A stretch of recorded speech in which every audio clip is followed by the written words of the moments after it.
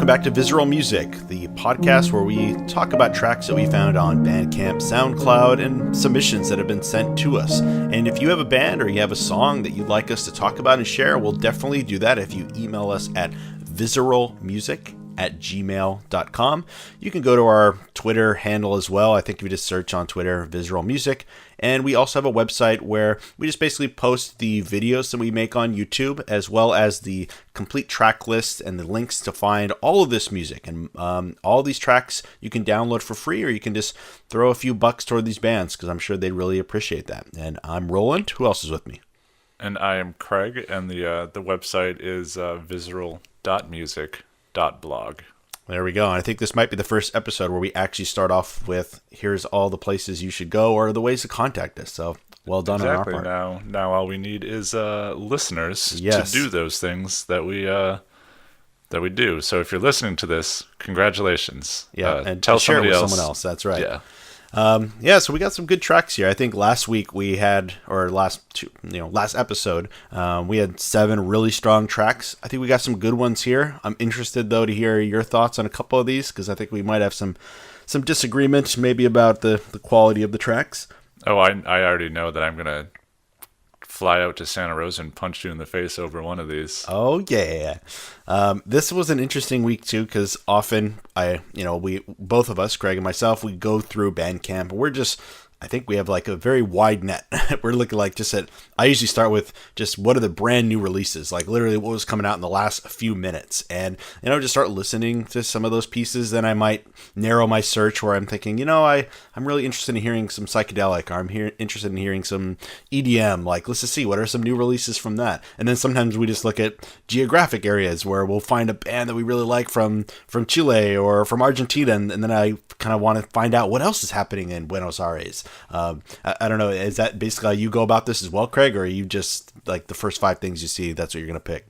No, like a lot of times it's more genres that I'm kind of feeling. I'll look for like more esoteric crap, I guess, to see what people are doing with it, because especially with things like experimental pop or whatever, you don't know if you're going to get somebody like bashing an alarm clock with a sledgehammer for 5 minutes while screaming anything, or an amazing little 3-minute pop song that actually blows your mind. And I think that's the fun part about Bandcamp is, 1, you never know what you're going to find, and 2, there's way more, I honestly find there's way more good to okay music than I would have imagined. I agree. I mean, I mentioned this on previous shows, but we're living in an amazing time where I don't know if there's a spiritual element to it, but it feels like there's just so much creativity, or at least maybe now it's the same level of creativity, but there's just more means to share that and make people aware of it. But I am always blown away by the fact that, like, wow, this band, I don't know, maybe they have like 50 listeners, but this is awesome. Like, if this was coming out in the early 90s when they were still selling CDs gangbusters, I mean, people were making money left and right. All these indie labels were also making pretty good bank, at least some of them were. And I was like, this could have sold thousands of copies, and now 50 people are going to hear it. Yeah, which is kind of sad, which is why we're trying to pull some needles from the haystacks for our 2 listeners, or 3. Yep. I don't even know how many people listen. Do you have the numbers? I do. I won't share those because just don't tell me. Yeah. Hopefully by the time you're listening to this, we'll tick that up a little bit. But let's actually get into the music. What people came Double here digits, baby. Double digits. This very first track is from a Chilean band called Gruntode. Am I pronouncing that right? I don't know. I would imagine if it's in Chile, there's probably some sort of accent on the E, but yeah, I do like just the word Gruntode makes me laugh, so let's just go with Gruntode. Yeah, Gruntode with Bosque.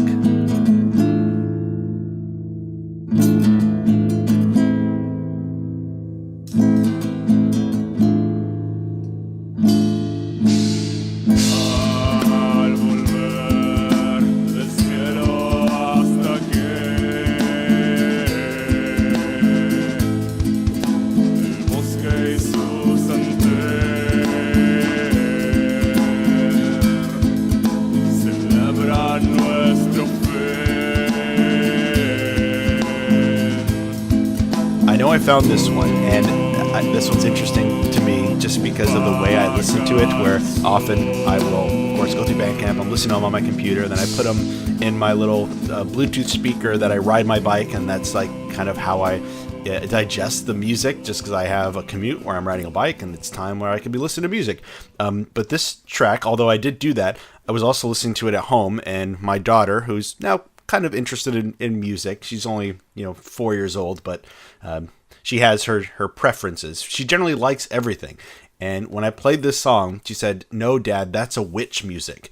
And I said, "Oh," because right now she's very scared of witches, and anything that seems witch-like, she's not down with. Like, we cannot go to Home Depot because they have Halloween displays, or you can buy those movable witches that the minute you walk by it cackles at you, and she's terrified of that.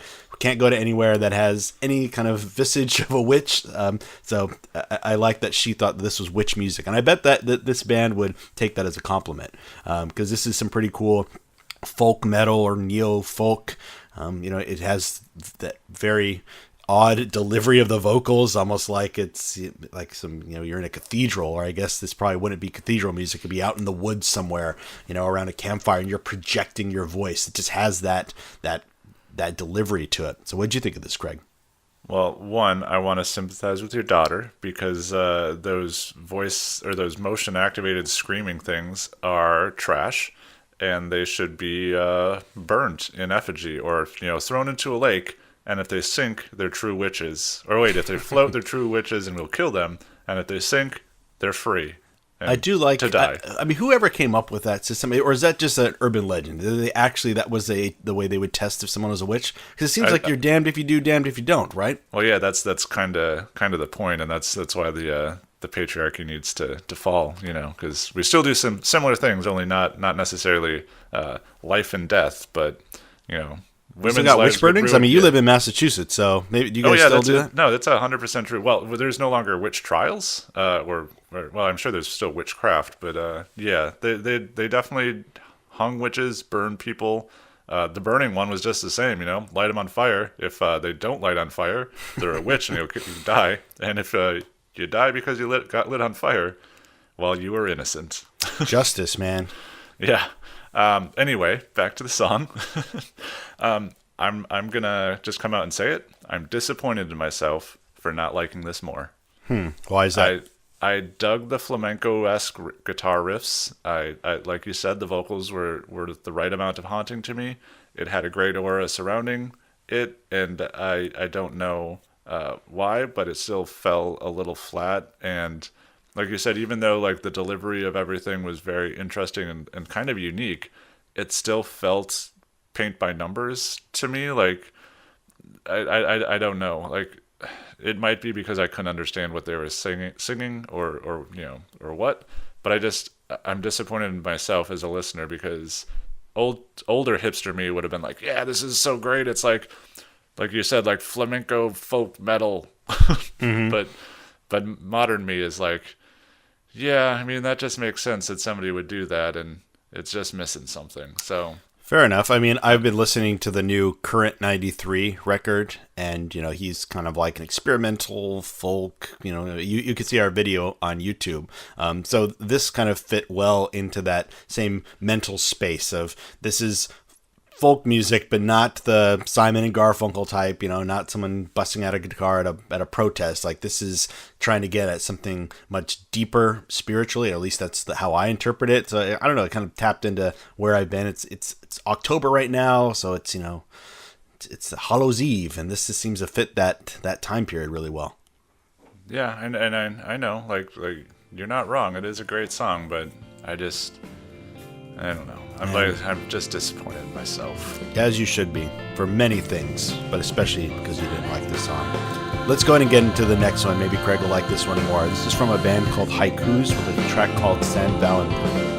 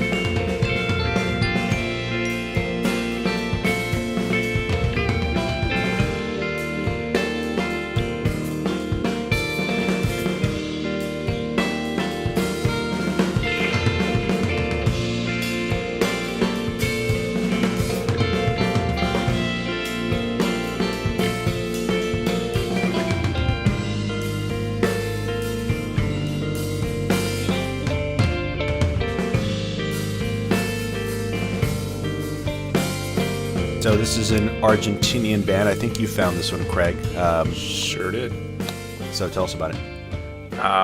Yeah, to me it's like it's just fun emo tinged math rock from Argentina, and I'm just glad that they're familiar with emo's roots and they didn't turn it into like a whiny acoustic ballad, and they stuck to that hardcore sensibility that emo comes from and that all emo bands should have always strove for. It's nothing that'll like blow your pants off, but it hits that nostalgic sweet spot for me. So even if I think like the previous song was a better song, I will listen to this song a lot more and continue to listen to it because it has that nice like almost discordy emo post-hardcore feel to it, and just the right amount of pop to it. Yeah, I like this song as well. And like 2 years ago, maybe it was 3 years ago, I feel like I got really back into like an emo kick where there was this emo revival going on. And there was a lot of bands that, once that label had become very, very dirty and no one wanted to say they were emo. But then all of a sudden, like everything else we've talked about on the show, something that was old and crappy and then becomes like, I'd like to do that again. And, they obviously they cut out some of the sillier aspects, some of the kind of the look of that emo took on in the mid 2000s, and just like, let's just have cool guitar lines that are really twinkly and interesting. And this band did that well. And in fact, I kept thinking as I was listening to it, please don't have any bad vocals come in, because I'm really liking this. And I still feel like a lot of the emo revival stuff will still have some stupid vocals in it. And that grates on me. Yeah, the whiny shit. Yeah, or just, I don't, I'm fine with, I'm not like someone who I have to know what all the words are in the lyrics. I kind of just take it as like one whole piece, and the delivery matters more than maybe the content. But I can't get past some of the lyrical content in even some of the better emo bands. Like, I love Sunny Day Real Estate, but God, when I actually read some of the lyrics from those first two records of theirs, Diary and LP2, I'm like, oh man, this is like so middle schoolish. Like, these were grown men. Like, why would they write this kind of thing? Yeah, like that's the one thing that kind of bothered me with what emo became. Like, if obviously if you trace the roots back to like hardcore emo with like Fugazi, like the emotional element behind emo wasn't heartbreak and sadness that your crush like didn't reciprocate their feelings. It was like, it was just that the world was a shitty place and you would just do your damnedest to fight back and like persevere. And I like that, those versions of emo lyrics much better than a love poem to somebody that you're never going to talk to, but they still will break your heart. That whiny shit can get the fuck out of here. Yeah. What's the guitar the guitarist from Fugazi, Guy Picciotto? Is that how you pronounce his last name? Yeah. I mean, I love on all of his songs the lyrics, because there's Ian MacKaye, much more political, like it's pretty straightforward, like, and you can now on YouTube, I have a review up for Fugazi's last record, Argument, which is a great, like, if you're gonna end your band on a record, that is a great record to say, yeah, this is our final statement. In fact, that last song on it is so killer. I talk about it in that review. But Guy Picciotto just has this great way of, the political is very personal. Like, it's not this overt political message, and it is kind of like you mentioned, this early emo kind of lyrical quality to it, but it has more to say than just like I'm sad, which is fine. I mean, people can sing songs about I'm sad, and people have done so for thousands of years. There's nothing wrong with that. But I just much prefer that. Maybe now that I'm not a teenager, I'm not that emotional. I don't need that kind of cathartic release. And that's so I much prefer that it's rooted in, like, I'm trying to do something with this. I'm trying to change something bigger than my own personal life. Yeah, because there's more than one emotion than abject sadness. Yeah. And sadness about things like, oh, someone didn't like me, or I broke up with a boyfriend or a girlfriend. It's kind of like, all right, yeah, we all go through that, and that's tough, but there's bigger things that we could also talk about. Yeah, exactly. So let's get to our next song. This is from an Oakland band, so pretty close to me, called the Smilies, with a track called In Time.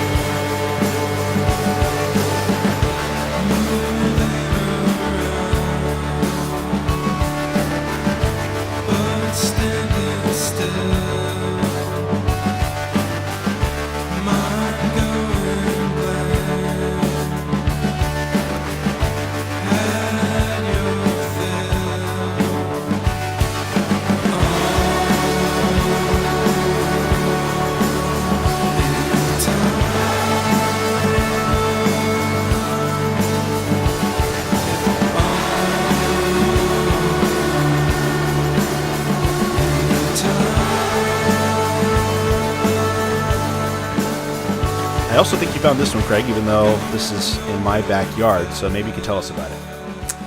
I did find this one. Like you said, they're from Oakland. Had no idea where they were from when I clicked it, obviously.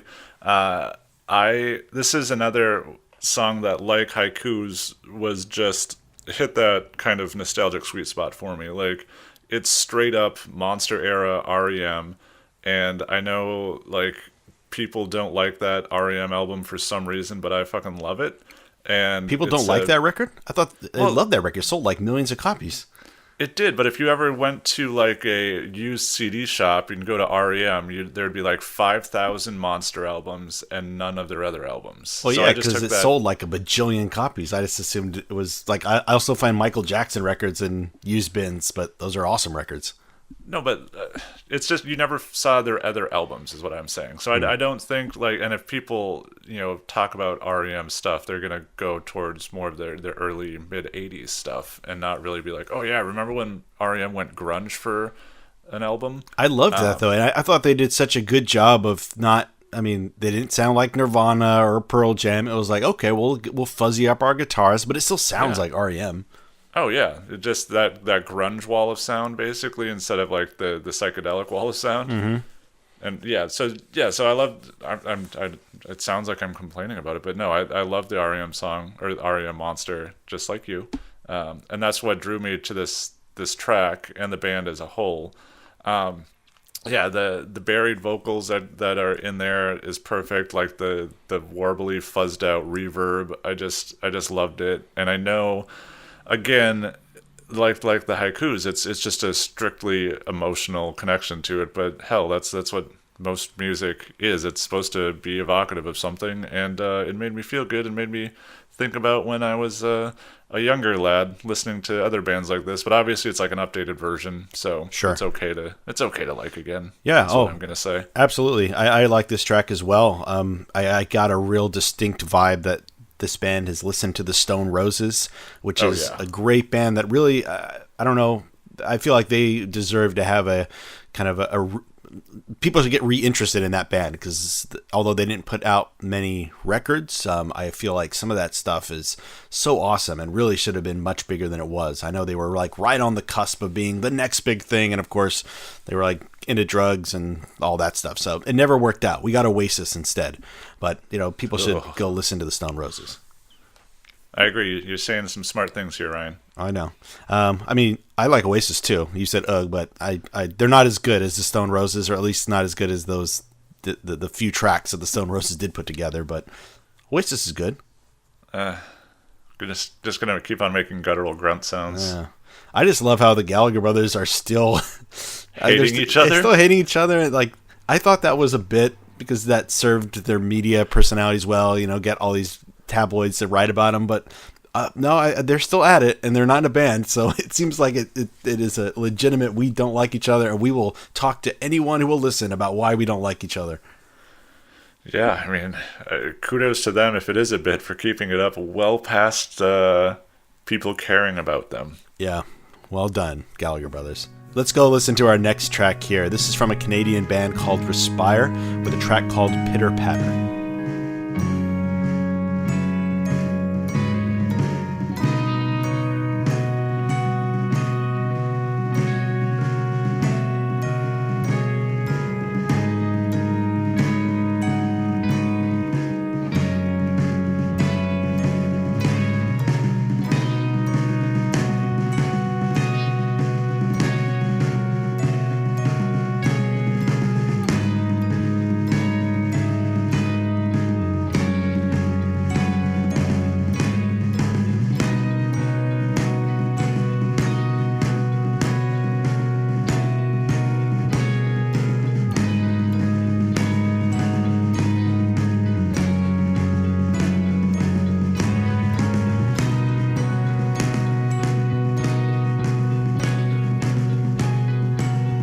So when you sent this to me, Craig, you put obviously a link.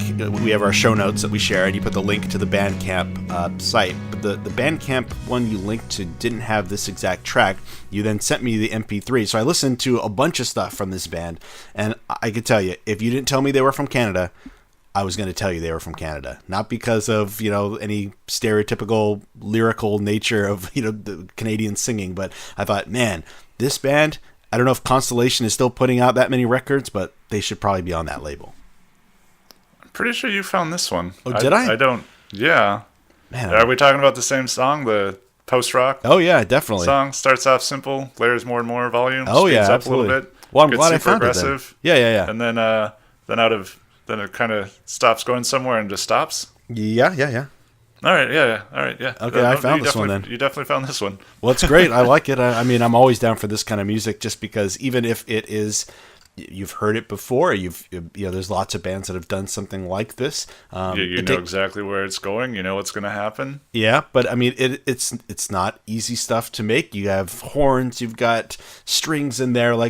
This had a grand design, and I appreciate anyone who's going to say, I'm going to get that many people together. It's hard to record all those different things and do it well, and I think they do it well. And it seems like this band has a decent number of fans. They might be actually a bit bigger than some of the other acts we have here, just based on the number of people that seem to have purchased this via Bandcamp.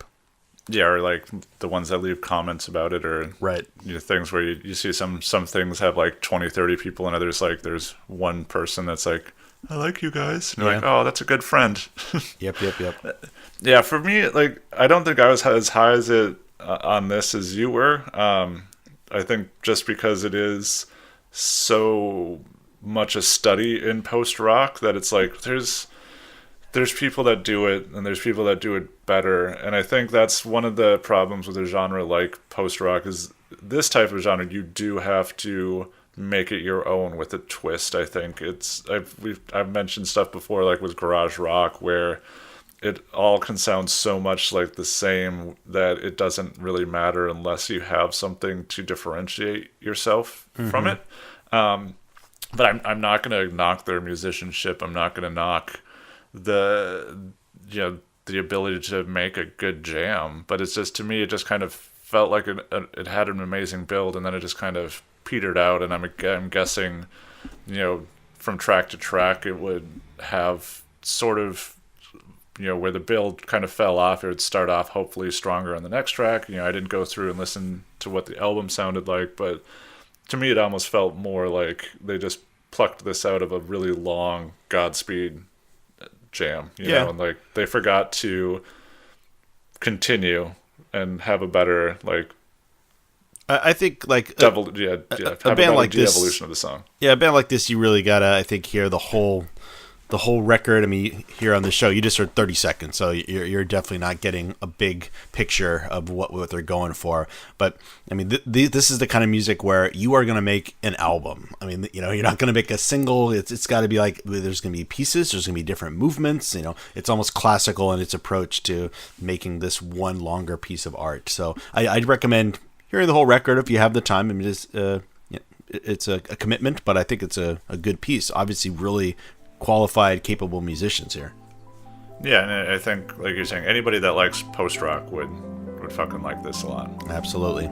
Let's take a listen to our next track. It's from a California band or musician called the Tumbled Sea, with a track called 97202.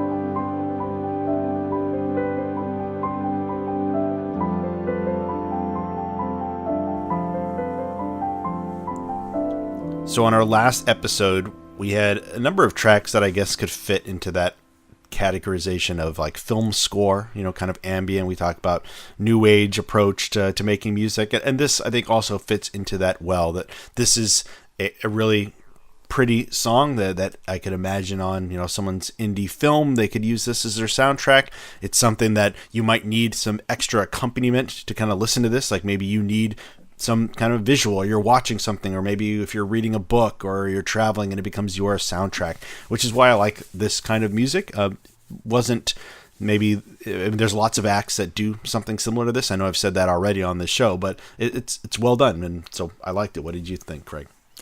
Yeah, there's nothing wrong with it, and I quite liked it. The piano was lovely, and like you were saying, it's definitely mood music, but to me, it's not I have to be in a specific mood to listen to it. Like some other genres or songs that you have to like. For me, I just can't put on like a super heavy song and be like, all right, well, this is I'm down for it. I kind of have to like be in that mindset already.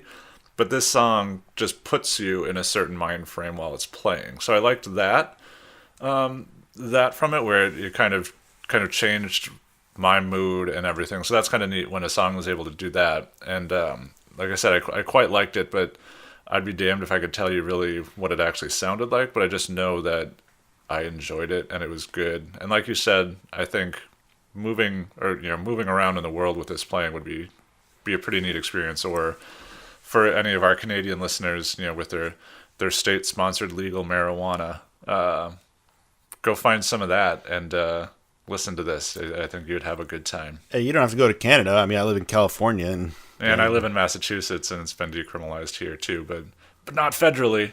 Oh well, America. Yeah, can't do that. I find this kind of music to be the one that, or the type of music that I try to share with people who generally don't like music. And when I say they don't like music, they're not that interested in finding new acts. Like, hey, I've got a Steely Dan record, or I've got a Van Halen record, and that's all I need. And I'll give this to baby boomers, people like that, because I think, okay, well, this is kind of cinematic, and they probably don't realize that there are people in their bedrooms making this kind of music. That they'll be like, oh, I thought that was always people who were trained at a conservatory and perform in orchestras and things like that, to get them to realize, yeah, there's people who are making that kind of stuff right now, and they do it just as a punk band or just as any other rock band. They're trying to tap into kind of those same markets. Yeah, I think like you're saying, the people that quote unquote don't like music or don't like new music, it's because they have the bands that they like, and if you go about it where you're like, oh, you should listen to these guys, they sound like this, and you like these guys, but they're like, yeah, but I already like this band that does this sort of thing, so why would I need another band that does it? Right. So, if you do get around to a new genre that, a new style to show them, I think that it just expands their horizons in a different direction instead of, it widens the circle instead of, heightens like the single genre bar that they're listening to. Let me ask you a question, because this kind of is related to this. I've recently, let me ask you the question, and I'll tell you how this came up. What fan base is the worst about learning about new music? That is like actually actively resistant to like anything new. They're just say, no, I only listen to this band. This is the band. Like a singular band or a genre? No, a band specifically. I'm going to say Rush fans. Rush, really? No, I have no idea. I just don't like Rush. Oh, I figured that. You don't like Rush? We've talked about this. Well, not on the show, but yeah, Rush. I love Rush. Fans of a band. I could tell you who's the worst. Tell me. I know the answer already. Tool fans. Oh, yeah, because for genre, I was going to say like metal people. Yeah. Like there's so few metalheads that will listen to other stuff, and it's kind of sad because like there's a lot of metalheads that won't even listen to other genres inside metal. They're like, oh, I only listen to speed metal. Yeah. Like you could listen to other fast stuff too that's just heavier. And they're like, no, speed metal. Yeah. No, metal fans are the worst in general, just because I don't, there's so much about metal that is like, it's an identity more than just, I like this music. Because, I mean, as we know, you dress like a metalhead. When I go to a pub here, like, there's the pub that I really like just down the street, and there's always some metal guys in there, and I could just tell because they got their denim jackets, they got the patches on it. Like, you listen to 5 bands, like, and they probably think like, oh man, these bands are so much better than anyone else. I don't even want to hear your weak guitar solo, man. I'm gonna stick just to Iron Maiden, just to whatever it is. Yeah, I mean, I guess punk is like that too. I think, yeah, if there's kind of an identity associated with the style, I guess, kind of becomes kind of tribal in a way. So there's that, but yeah, I mean, And the reason I brought up Tool is because I've been listening. I don't know how I fell down a Tool hole recently, but I've been just like bringing those CDs out. I'm like, I haven't listened to these in 15 years. I mean, I didn't even know, like, was Tool still a band? Were they making records? And apparently they've been recording one for like 10 years. But I then, did some searches online, looked at YouTube, people talking about Tool, and so many of the comments are people who are like, this is the best record ever. I tried to listen to other music, but nothing compares to Tool. And I'm just like, wow, if this is the only thing you're listening to, what is your life like? Because this is not fun music. This is not happy stuff, and that's fine. But if this is the only thing that you're listening to, many people comment like, this is what I go to bed listening to. I just get good headphones and I listen to Undertow all the way through. And I'm like, wow, that's a rough way to end your day. I don't know. It's just they are good albums on some level. I don't think they've aged well. No, I actually like that. And I didn't realize this when I was young, because now I'm listening to it with an older pair of ears and older set of eyes, that they're kind of funny. Like, this is, I thought it was so serious because their concept, they have this really high concept, and so you think it's really deep and all that stuff. But like the song names and the lyrics, a lot of it is goofy, and I didn't realize that before. Yeah, I mean, like, they have, I forget what track it is, but they literally have a track where the lyrics go by the Fibonacci sequence. Like, they're fucking nerds that just, I guess most metal kids are like nerds at heart, and I think they just use that as kind of a, to give them more of an identity, a stronger identity. Again, if we talk about patriarchy and toxic masculinity, I think there's a lot of that there's a lot of that in a lot of genres of music, where you kind of hide behind this persona that makes you seem bigger and stronger.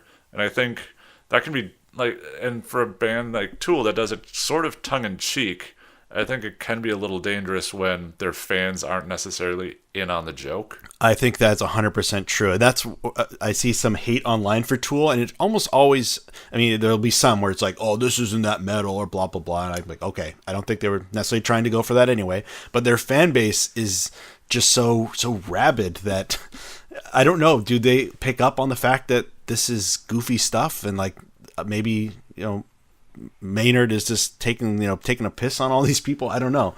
I mean, if you look at Maynard's side projects and the stuff that he does outside of music, you would hope that people understood that he's not really this like big time dark metalhead guy. Like, he's got a fucking winery, and that's the most metal thing you could do. Yeah. started a winery in the desert. Yeah, I mean, that's awesome. I want to get some of his wine. Yeah, well, I guess you got ties to the wine industry, yeah. So you gotta defend that. All right, well, but I was gonna say, your parents definitely not metal though. No, they would not like Tool either. I think I was actually thinking when I was listening to these Tool records, I'm like, and this is going to be high praise, and it's probably not warranted, but like, this kind of reminds me of Mozart, not necessarily the music, but like Mozart did some incredibly ridiculous and stupid things, like operas about farts and like stuff that we think of classical music as, oh, this is very highbrow, and this is where the height of Western civilization is. And I'm like, no, he was still taking a piss on people in those days, and he was just trying to fuck with people. And we sometimes forget that, because classical music now is just put on this little pedestal of like, this is high art, and nothing dirty or silly is related to it. But Mozart was doing all kinds of that stuff, and I feel like Tool, they're also just being silly. Yeah, I mean, it's like Shakespeare too. He literally wrote plays for the dumb masses, like stupid, uneducated people, and now everybody's like, oh, you've got to have a PhD in order to fully understand Shakespeare. I'm like, no, he was writing about sex and coming up with new words for fucking. He was definitely not high society, highbrow, like super, pretentious shit. We made it into that. But with someone like Shakespeare, and obviously he's now far removed from his time and place, and the language itself has changed. Yeah, he's been dead for a while. Yes, that's correct. I got that accurate. people really understand? I mean, because this is also sound uneducated and from an English teacher, but Shakespeare is tough to read. I mean, obviously it's not meant to be read as much as it is to be seen, like in a performance, but it's not something that if you were an uneducated mass, I don't know if you would be able to get it all. Like, it would just seem like it's dense and complicated, but maybe that's just our time and place. He wrote plays because people couldn't read. Sure. And so they would go to see the stories enacted in front of them. So the people weren't reading the plays, they were witnessing what they were and what they were about and what a lot of them were, especially his comedies and shit. Like, sure. He did definitely write a lot of stuff for the lower tier class of people, which is cool. But then, now it's turned into some sort of highbrow thing where they talk about the elegance of his language and everything like that, because he came up with so many different phrases and innuendos for stuff. Like, they turn that into some sort of great thing, but it's like, nah, man, he was just making a dick joke. Yeah. Yep. I mean, and I must say, being an English teacher, I hate teaching Shakespeare in the sense that it's always read. It's like, okay, go home and read Romeo and Juliet or whatever. And I'm like, of course you're going to hate this, or of course it's not going to be what's going to hook you into Shakespeare. You have to really see a good cast present this to you, and then it makes more sense, even if you don't understand all the language. Presentation matters. Or watch the '90s version of Romeo and Juliet with wasn't Leonardo DiCaprio in Claire that or something Danes. like that? Yep. Yeah, I hate that movie so much. I've never seen it. You've never seen it? How did you live through the '90s never seeing that movie? No, I never pressed play on it or went to the movie theater where it was playing. It was pretty easy back then to not see something. You must own the soundtrack though, right? It has that awesome Cardigan song. I am familiar with the soundtrack more than the movie. Yeah.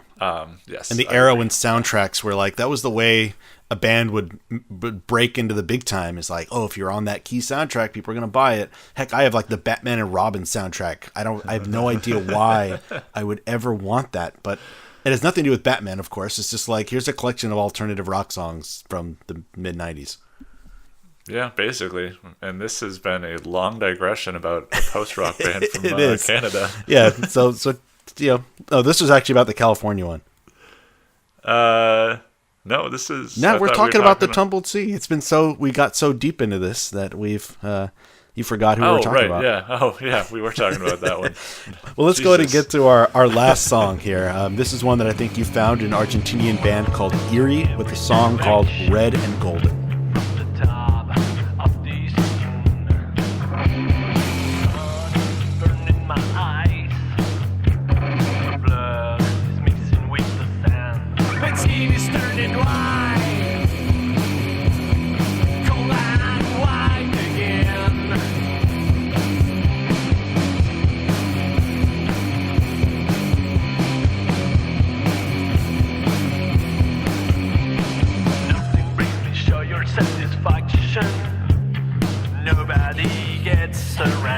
So tell us about it. They dubbed themselves Argentina's finest doom sludge band, and I wholeheartedly agree, having never heard of any other sludge or doom bands from Argentina, because goddamn, I loved this, and I'm going to punch you in the face as soon as you start talking. Yep. But I loved the throwback feel. The early 70s heavy metal shuffled in with like 80s hair swagger was fantastic. They have like 2 new EPs up, and they're beautiful and wonderful, and I haven't stopped listening to them since I discovered it. And just start talking, and I'm just going to start shaking my head because I know what you're going to say, and this podcast is over after you start talking. Well, let me say, everything you just described sounds awesome. Where I'm like, yeah, like I want to listen to Argentina's finest sludge doom metal band. Like, that sounds awesome. And I should like this very much because I do like those genres. I love my proto metal. I love just that kind of that look and that sound and that approach to making music. I just didn't get into this one. It seemed maybe I should have put this at a different place in the show. Maybe it would have been better as track 3 or 4 and not the last track. But by the time I got to it, it just wasn't connecting with me, and that might be on me. Obviously you liked the band. You said you've been listening to a lot of it, so oh yeah, I'm sorry I let you down. this apparently is your Gruntode, where you know it's good, but you just don't like it. Yeah, maybe I'll have to go back, and maybe it's just this one song. Maybe I should check out the rest of it, like you mentioned. I'll get a better appreciation for it. I think their original album is actually up on Spotify. Why did I say think? I know it is because I was listening to it on Spotify. So I had it on in the house, like cleaning cleaning our kitchen, and my wife came home with my mother-in-law, and they were not a fan of the music and didn't quite understand why I was listening to it, and two, they wanted me to turn it off pretty much immediately, and so that's not ringing endorsement at all. But hey, they I probably would fucking like loved that. it. They're like, hey, we don't need some old baby boomers listening to our music. Yeah, or Well, your wife's not a baby boomer, but or my wife apparently. Yeah, my wife's not an old baby boomer. She's cooler than both of us. yeah. Well, that's not very hard to do, though.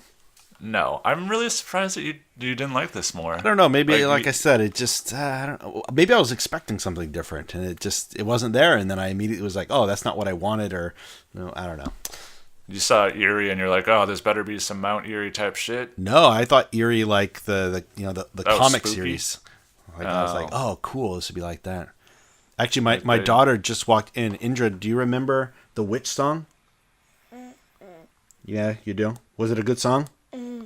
Oh, now she says it's a good song, so that's good. She's now into witches. Well, that was easy to change the mind of a 4-year-old. Yeah. Well, I'll play it for you again, Indra. You might feel differently. All right, Craig. I think that wraps up another show. Did she get a chance to hear the Eerie song? Because I guarantee she would love it. I'll have to play it for her. I don't think she did hear that one. All right. I'm so disappointed in well, you. Clearly, I know it wasn't your favorite song this week, but what did you enjoy the most? What would be my best in show? I think I'm going to go with the Haikus, because that's the one I probably returned to the most of this 6, although there were some really strong tracks. That's going to be my best in show. Well, I think I made it kind of obvious. I'm going to stick within the country of Argentina and go with Eerie, because I'm probably going to go. Got to do some yard work before snow comes here, and I'm just going to listen to some of Argentina's finest doom sludge band. So Argentina for the win. Yeah. Well done, Argentina. And again, this is Vizaural Music. You can email us at vizaralmusic@gmail.com. Go to our Facebook. Go to our YouTube page. Go to our website where you can download all of these tracks. We'll have some of that in the show notes as well. All right, folks. Have a good one. Peace.